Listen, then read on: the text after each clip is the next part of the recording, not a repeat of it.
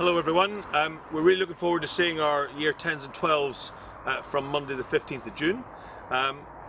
We're currently in school getting ready for everyone coming back, hence my attire, so I apologise for that. But we're busy getting the school ready, and that means getting our one-way systems in place, getting our pods ready, getting our rooms ready for students to arrive next week.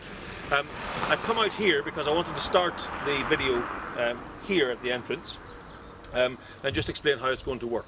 As you know by now, each student will be assigned to a pod, and that pod has a designated start time. It's a slot of 10 minutes beginning at 8:30, so 8:30 to 8:40, 8:45, 8:55 and so on. Now what's really important is that the students arrive in that 10-minute slot.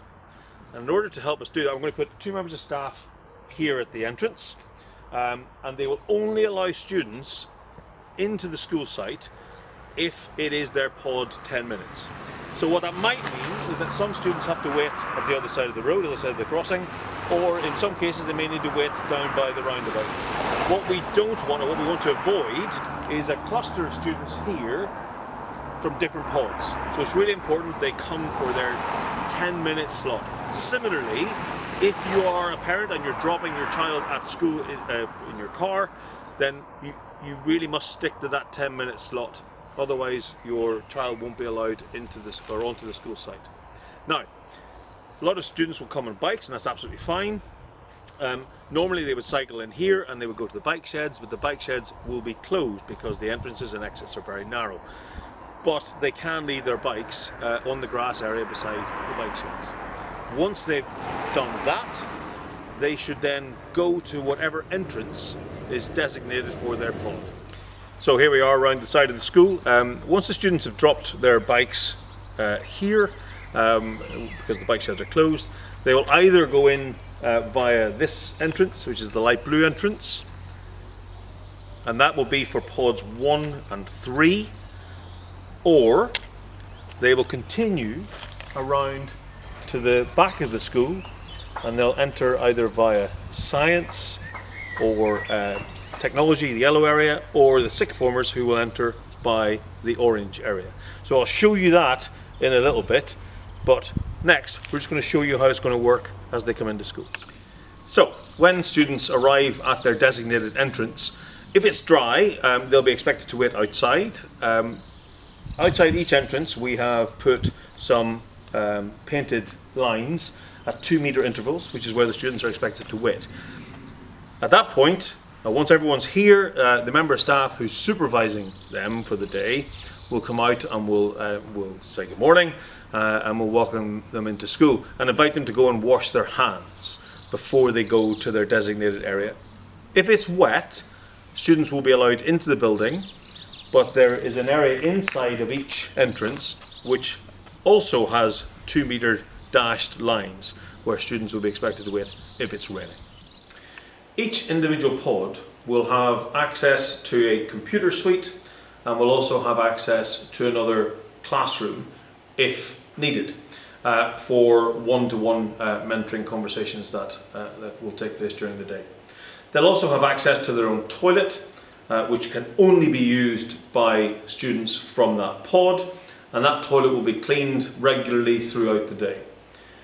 Also in each area there will be a hand sanitizing station with lots of posters all around the place reminding students of the importance of washing their hands, or at least sanitizing their hands. So here we are in L53, one of our many computer suites in the school. This is where pod number 1 will spend their day, as well as there being access to another classroom if needed. It's a large computer suite and is spacious enough to house 10 to 12 students very easily, and ensuring social distancing is in place. What's really important is that when students are assigned to a computer space, that is the computer they use all day. And they will clean it at the beginning, they'll clean it throughout the day, and they'll clean it at the end of the day as well. But they're not to swap seats, they're not to move around, they're not to move closer to their friends. They'll be designated these seats because of social distancing rules, and we want to make sure that students are adhering to that. Here we are outside the yellow entrance. This is where Pod 4 will come into school in the morning.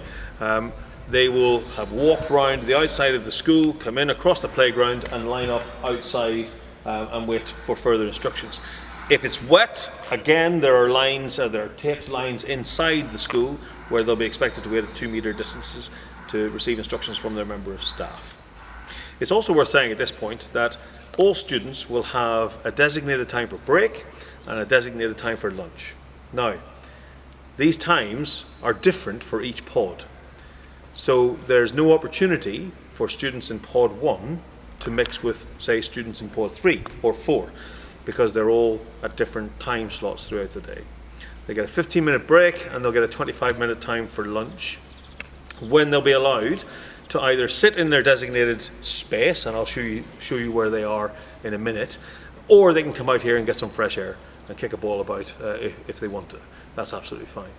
But it's really important to emphasize that they are separate and they will remain separate throughout the day so as to reduce the risk of cross-contamination. Pod 2 students will be able to use the music IT room, which is just through those red doors, and also they'll have access to one of the science labs as their extra classroom space. In this area, they'll have access to a disabled toilet here, and when it comes to lunchtime or break time, particularly if it's wet, but not necessarily just if it's wet, students will be able to eat their lunch in this area only. They won't be able to go to the canteen because we haven't got a canteen during the reopening. It will be up to students to bring their own packed lunch and bring enough water or drinks to see them through the day. They will not have access to any other areas of the school building. The doors will remain closed. They will have access to outside space if the weather's fine and they want to go outside, that's fine. But I just really want to make it absolutely clear that each pod will only eat its lunch, if you like, in their particular area and will not mix with other pods. Each pod will be allocated one day which they need to attend school, Monday, Tuesday, Thursday or Friday. The only exception to that rule is our key worker group. We've had quite a number of students in throughout this lockdown period, children of parents who are key workers and had to go to work. And so they will continue to come into school Monday, Tuesday, Wednesday, Thursday and Friday. And they're here in U52 where they have access to a computer suite. If that group increases, we have access here to U53 as well, so we can split them into 2 manageable sized groups. They also have access to their own toilet, and they, like the other pods, will be given specific break times and specific lunch times when they can go and use the outside spaces if they wish to.